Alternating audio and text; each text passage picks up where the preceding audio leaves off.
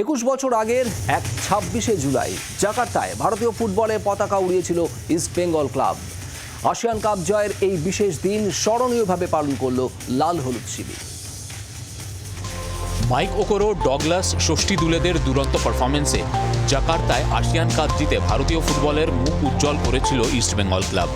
ASEAN জয়ের সেই দিনে ইস্ট বেঙ্গল ক্লাবে উদ্বোধন হলো মিডিয়া সেন্টারের, যেখানে আসিয়ান জয় ফুটবলারদের সম্মানিত করল ক্লাব। হাজির ছিলেন ক্লাবের প্রেসিডেন্ট, সচিব সহ শীর্ষকর্তারা। আসিয়ানের সেই ম্যাচে অসুস্থ হয়ে পড়ায় ফাইনালে খেলতে পারেননি দেবজিৎ ঘোষ। হলো তারও স্মৃতিচারণ। আসিয়ান জয়ের স্মৃতি রোমন্থন করতে গিয়ে কেঁদে ফেললেন সেই টিমের ডাক্তার শান্তিরঞ্জন দাশগুপ্ত। আমাদের এশিয়ার যে সমস্ত বড় ক্লাব র্যাঙ্কিংগুলো ছিল থাই জোনের, তারা প্রত্যেকেই পার্টিসিপেট করেছিল। ইন্দোনেশিয়ার টিম ছিল, মালয়েশিয়ার টিম ছিল। অবশ্যই এটা আমার লাইফের একটা রেড লেটার ডে। আপনি বলতে গেলেন ওই একজন নেই, হচ্ছে সৌভাগ্য।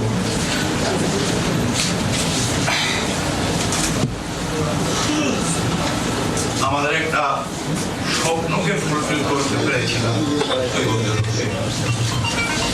কিভাবে আসিয়ান যাওয়া হয়েছিল তার কাহিনী শোনালেন ইস্টবেঙ্গলের শীর্ষকর্তা দেবব্রত সরকার। সেই রেফারিং এর প্রতিবাদ করতে কোলাসোর কাছে গিয়েছিলাম। কোলাসো আমাদের শান্ত করে বলেছিল যে আমি নিজেও ম্যাচটা দেখলাম, কিন্তু তোমাদের যুক্তিটা আমি আনঅফিশিয়ালি বলছি, ফেলতে পারছি না। তখন নিজের মেলটা খুলে দেখালো যে একটা ইন্দোনেশিয়া একটা টুর্নামেন্ট হবে, সেই টুর্নামেন্টে ভারতবর্ষের 1 নম্বর টিমটাকে পার্টিসিপেট করতে বলছে, ইত্যাদি।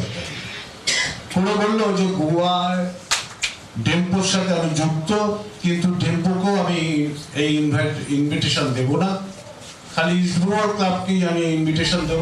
নতুন মিডিয়া সেন্টারে প্রতি মাসের প্রথম ও তৃতীয় শুক্রবার ক্লাব কর্তারা সাংবাদিকদের সঙ্গে মিলিত হবেন।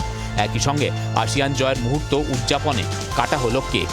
পালিত হলো ইতিহাসের পাতায় লাল হলুদ শিবিরের চিরতরের ঠাঁই নেওয়ার জন্য উৎসব। ক্যামেরায় চন্দনের সঙ্গে দেবাঞ্জনের রিপোর্ট, জি 24 ঘন্টা। বাংলার আওয়াজ, বাঙালির আবেগ, জি 24 ঘন্টা।